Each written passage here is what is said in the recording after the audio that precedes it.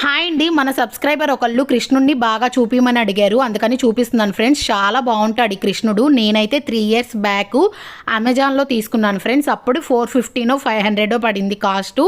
Light వెయిట్గా ఉంటాడు కృష్ణుడు, చాలా బాగుంటాడు చూడడానికి అందంగా.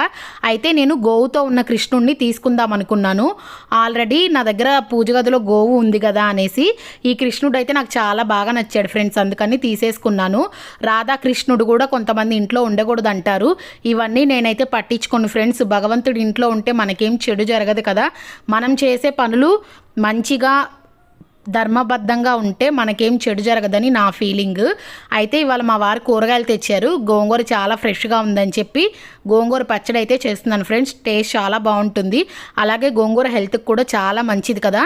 నిన్నైతే నేను వీడియో పెట్టలేకపోయాను ఫ్రెండ్స్. వరలక్ష్మి వ్రతానికి పూజకి కావాల్సిన వస్తువులన్నీ తెచ్చుకోవడానికి బయటికి వెళ్ళాను, అందుకని కుదరలేదు.